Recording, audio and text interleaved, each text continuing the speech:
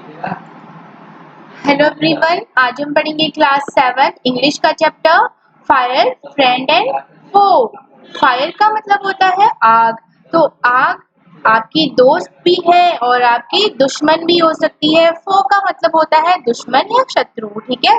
तो आग के बारे में हम इस चैप्टर में पढ़ेंगे कि आग कैसे, किन कंडीशन में आपकी फ्रेंड हो सकती है और किन कंडीशन में आपके लिए डेंजरस यानी कि आपकी दो मित्र हो, सॉरी आपका शत्रु हो सकता है। फो का मतलब होता है एनिमी, दुश्मन। तो चैप्टर स्टार्ट करने से पहले fire is both useful and dangerous. Useful का मतलब होता है कोई चीज जो हमारे उपयोग की हो। तो आग जो है वो हमारे उपयोग की भी है और हमारे लिए डेंजरस यानी कि हानिकारक, घातक भी हो सकती है। दोनों है। जो फायर है वो दोनों है, यूजफुल भी है as well as it is dangerous. What is fire? तो आग है क्या? How did we discover it? हमने कैसे इसकी खोज की थी? How do we control it? और कभी जब आग लग जाती है तो हम इसको कैसे कंट्रोल करते हैं, वो सब हम इस चैप्टर में पढ़ेंगे। तो चैप्टर स्टार्ट करते हैं। Early man did not know what fire was. तो पहले जो लोग थे उनको पता नहीं होता था कि आग क्या है, उनको पता नहीं था कि आग क्या है। But he must have seen the damage it could cause. तो लेकिन उन्होंने, उनको ये जरूर पता था कि आग की वजह से क्या क्या हो सकता है, क्या क्या डैमेज यानी कि क्या क्या नुकसान हो सकता है। He must have watched lightning and volcanoes long before he began to use fire himself. तो आग का इस्तेमाल करने से पहले यानी कि आग की खोज होने से पहले उनको, उन लोगों को वेल्कनोज इनकी जो ज्वालामुखी होता है ना, उनके बारे में, और जो थंडर लाइटनिंग वगैरह होती है, आसमान में जो बिजली चमकती है, उस सब के बारे में पता था। Fire was powerful and dangerous and he was frightened. और जो आग है वो कैसी थी? पावरफुल थी यानी कि बहुत शक्तिशाली थी। डेंजरस यानी कि हमारे लिए बहुत घातक थी। इसलिए जो लोग थे वो आग से डरते थे। अर्ली मैन, जो पहले के लोग थे वो आग से डरते थे। नेक्स्ट है fire may have puzzled fire may have puzzled early man, but we now know that fire is the result of a chemical reaction. तो जो पहले के लोग थे उनको आग के बारे में इतना कुछ पता नहीं था, वो उलझ जाते थे, यानी कि आग ने उनको उलझा रखा था, कुछ समझ नहीं आता था उनको कि आग है क्या। लेकिन अब हमें पता है कि आग एक केमिकल रिएक्शन है, ठीक है। आग क्या है? एक केमिकल रिएक्शन है। When the oxygen in the air combines with carbon and hydrogen in a fuel, a chemical reaction takes place. तो अब हमें पता है कि आग क्या होती है। जब ऑक्सीजन जो कि हमारी हवा में प्रेजेंट होती है वो रिएक्शन करती है कार्बन और हाइड्रोजन से, किसी फ्यूल के कार्बन और हाइड्रोजन से रिएक्शन करती है, तब क्या लग जाती है? आग लग जाती है। A chemical reaction takes place, तब एक केमिकल रिएक्शन होती है जिसके थ्रू आग बनती है। Energy in the form of heat and light is released in this process. तो ये जो केमिकल रिएक्शन होती है इसमें एनर्जी निकलती है, किस रूप में? हीट, यानी कि हीट का मतलब होता है ऊष्मा, ठीक है। हीट और लाइट यानी कि प्रकाश के रूप में एनर्जी निकलती है। This is what we call fire, इसी को तो हम फायर कहते हैं। There things are needed, sorry, three things are needed to make fire. तो आग लगने के लिए या आग जलाने के लिए तीन चीजों की जरूरत होती है, which are fuel, oxygen and heat.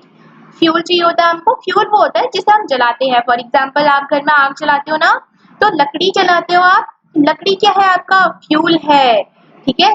तो फ्यूल चाहिए होता है हमें, ऑक्सीजन चाहिए होता है और हीट चाहिए होती है। हीट यानी कि गर्मी चाहिए होती है। Wood, coal, cooking gas and petrol are some examples of fuel.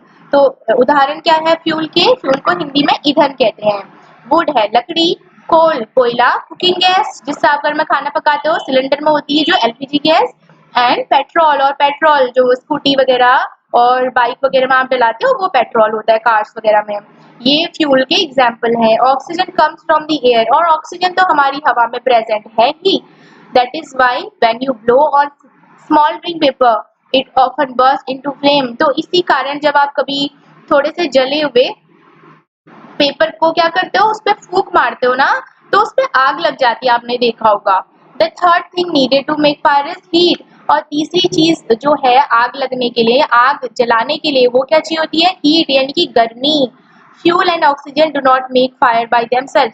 तो फ्यूल हो गया और ऑक्सीजन हो गया, दो आग का निर्माण आग नहीं बना सकते, इन दोनों की वजह से आग नहीं लग सकती, यानी कि हमें तीसरी चीज की भी जरूरत चाहिए है। और तीसरी चीज क्या है, हीट।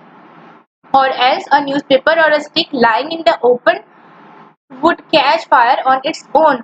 वरना क्या होता है, देखो अगर हमें सिर्फ दो या एक ही चीज से आग लग जाती तो हम कभी भी, न्यूज़पेपर होता है, कॉपियां होती है, तो हम उनको ऐसे ही रख देते हैं ना, तो हवा में तो ऑक्सीजन होती है, तो हवा की ऑक्सीजन से रिएक्ट करके वो जो फ्यूल है, यानी कि न्यूज़पेपर है या कोई भी पेपर है, वो आग बना देता है, यानी कि आग लग जाती। लेकिन ऐसा नहीं होता है, क्योंकि हमें क्या जरूरी है आग लगाने के लिए, हीट, गर्मी भी जरूरी है किसी फ्यूल को जलाने के लिए। To burn a piece of paper or wood, we heat it before it catches fire। तो किसी भी फ्यूल को या किसी लकड़ी के टुकड़े को जलाने के लिए हम क्या करते हैं, आग लगाने के लिए हम क्या करते हैं, उसको जलाने के लिए हम उसको हीट करते हैं, उसको गर्म करते हैं पहले। We generally do it with a lighted match। तो हम जनरली एक माचिस की हेल्प से करते हैं, लाइटर आप ले सकते हैं। Every fuel has a particular temperature at which it begins to burn। तो हर फ्यूल, हर जो ईंधन होता है उसका एक टेम्परेचर होता है, एक विशेष तापमान होता है उसका, जिस पर वो जलना शुरू करता है। This temperature is called the flash point or kindling temperature of the fuel. तो वह टेम्परेचर जिस पर कोई फ्यूल जलना शुरू कर देता है वो उसका फ्लैश पॉइंट या फिर किंडलिंग टेम्परेचर कहलाता है।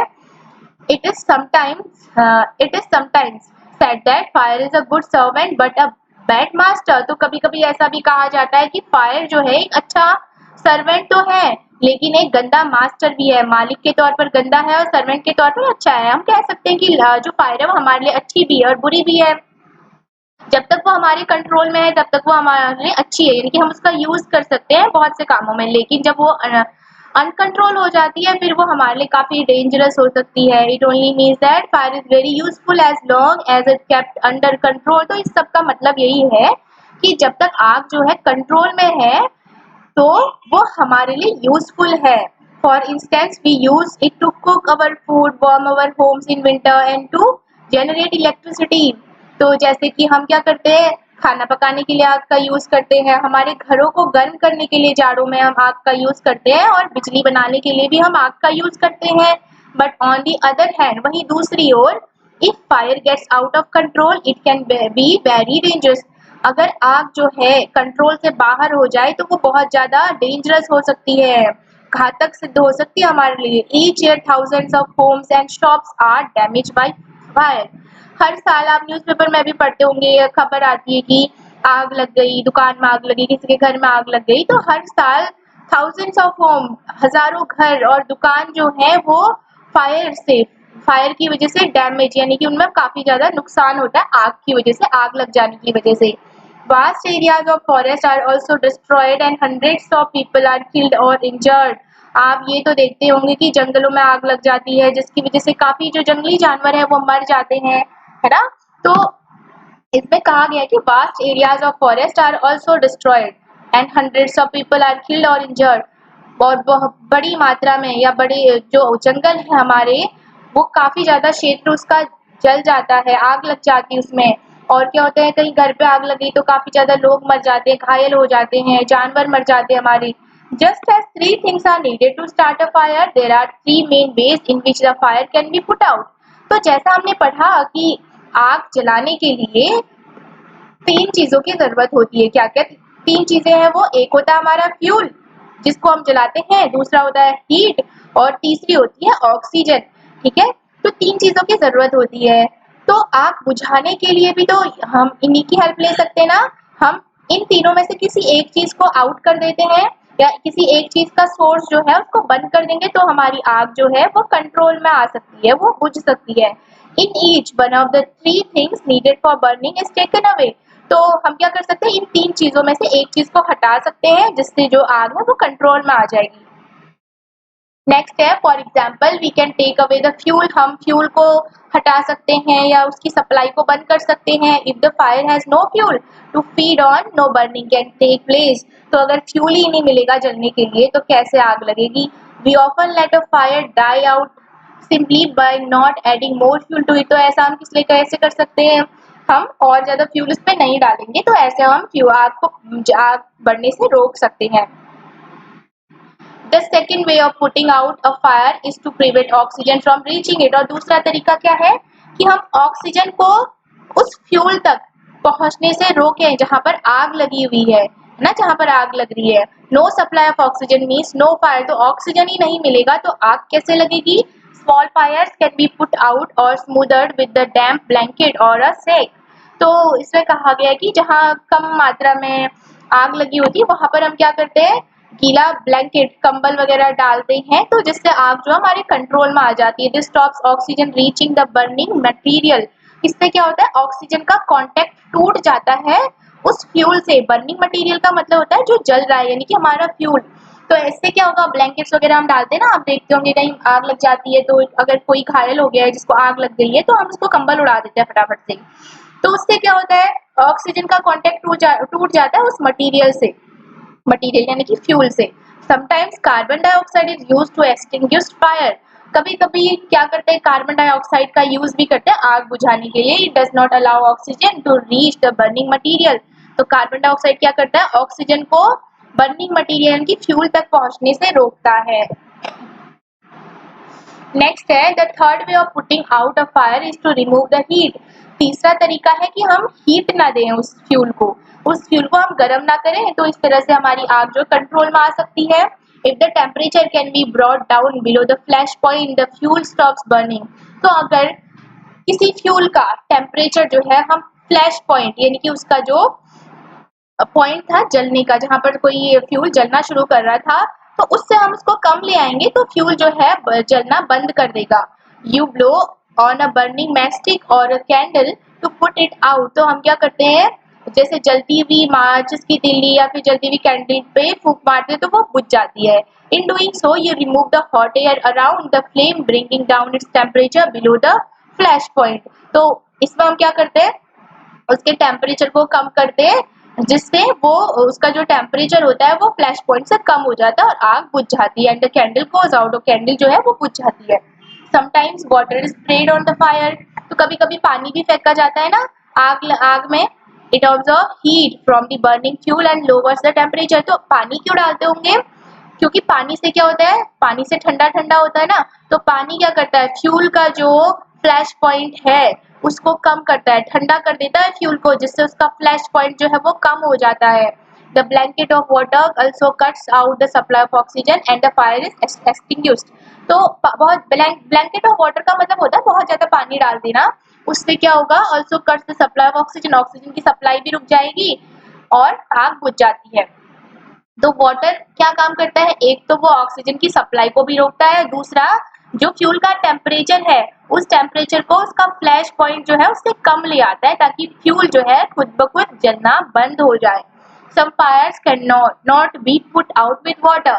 कुछ आग जो होती है हम पानी से उसको नहीं बुझा सकते। If water is spread on to an oil fire the oil will float to the top of the water and continue to burn. तो आपने तो देखा होगा कहीं पर कि अगर कहीं पर तेल की वजह से आग लगी हुई है, पेट्रोल वगैरह की वजह से आग लगी हुई है, तो अगर हम उस पर पानी डालेंगे तो आग और ज्यादा तेज हो जाती है। ऐसा क्यों होता है, क्योंकि जो ऑयल होता है वो पानी से हल्का होता है, और हमें पता है हल्की चीजें जो होती है वो फ्लोट करती है, ऊपर तैरती हैं।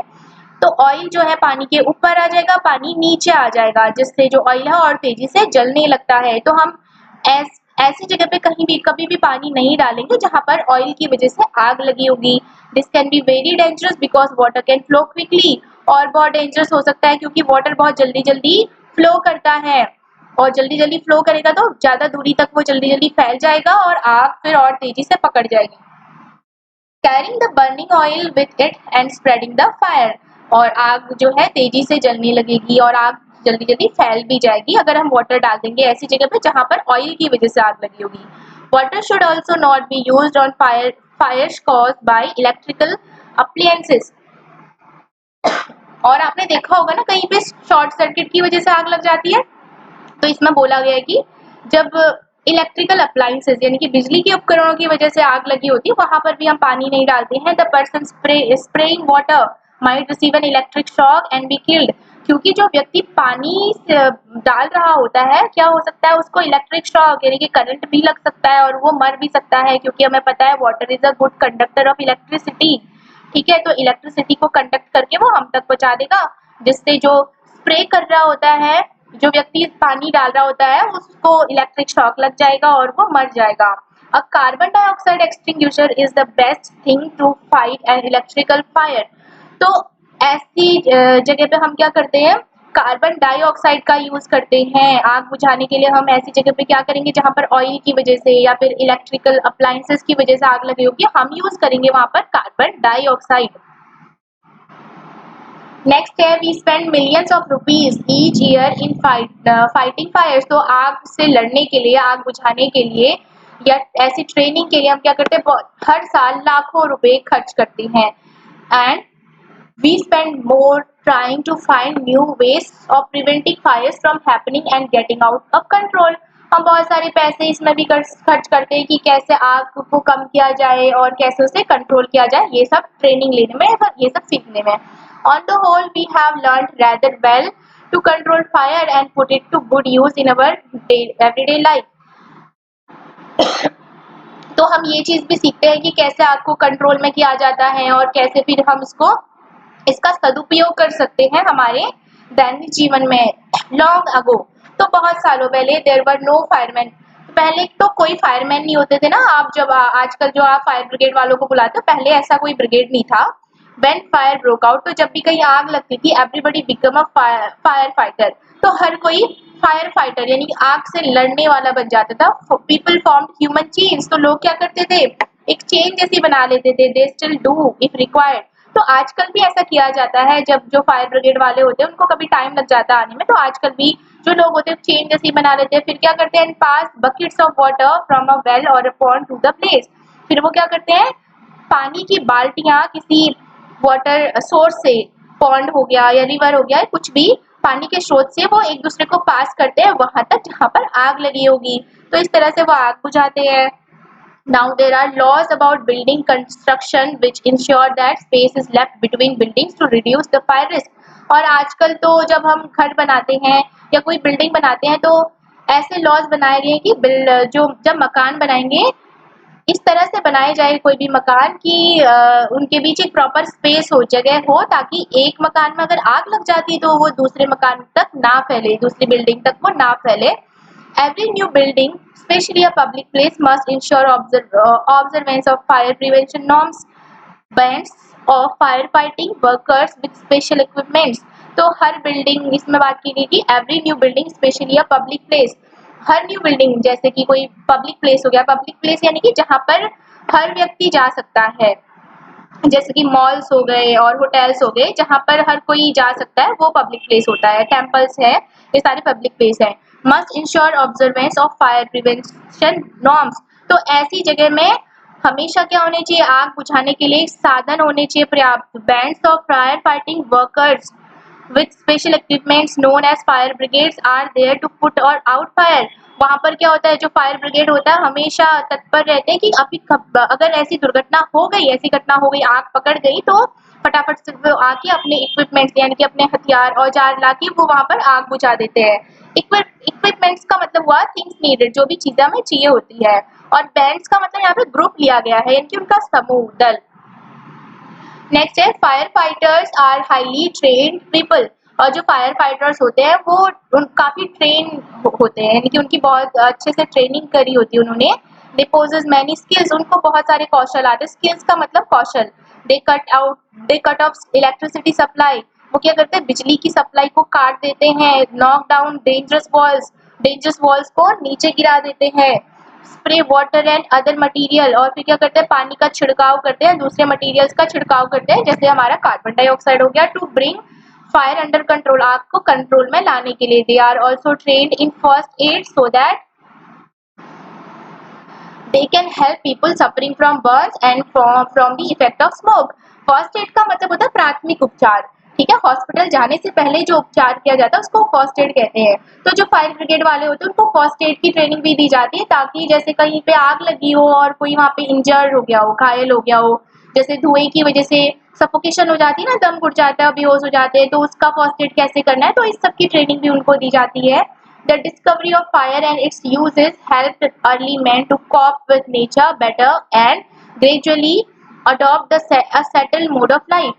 तो आग के आविष्कार के साथ साथ जो पहले के इंसान थे, अर्ली मैन जो थे, उनको क्या मिली? मदद मिली कि कैसे वो नेचर के साथ डील करे, मैनेज करे नेचर के साथ। Fire is still worshipped in many parts of the world. तो आज दुनिया के अधिकतर भागों में आज भी आग की पूजा की जाती है। हमारी कंट्री में भी आपने सुना होगा अग्निदेव कहते हैं आग को, ठीक है, यानी कि हम आग की पूजा करते हैं।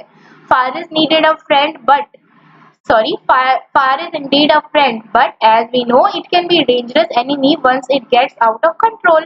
तो फायर जो है, हाँ, हमारा दोस्त है, लेकिन हमें पता है जब ये आउट ऑफ कंट्रोल हो जाता है, ये बहुत ज्यादा हानिकारक, घातक सिद्ध हो सकता है हमारे लिए, ठीक है। It can be very dangerous, बहुत घातक दुश्मन बन सकता है हमारा। तो ये चैप्टर हमारा कंप्लीट हो गया है। इससे आगे का हम नेक्स्ट वीडियो में पढ़ेंगे। चैप्टर में हमने क्या क्या पढ़ा था? चैप्टर में हमने आग के बारे में पढ़ा था, कैसे आग जो है, पहले के लोगों को पता नहीं था कि आग क्या होता है, लेकिन उसके जो हार्मफुल इफेक्ट्स थे उनको पता था कैसे क्या क्या हो सकते हैं। और फिर जैसे आग की खोज हुई, है ना, और फिर क्या हुआ, आग हमने पढ़ा कि कैसे कैसे आग लगती है। आग लगने के लिए क्या क्या चीजें चाहिए होती है? ऑक्सीजन, हीट और फ्यूल। और कैसे कैसे जहाँ पर आग लग जाती है उसे कंट्रोल में लाया जा सकता है, ये सब हमने इस चैप्टर में पढ़ा। तो इसका आगे का हम नेक्स्ट वीडियो में पढ़ेंगे। Thank you.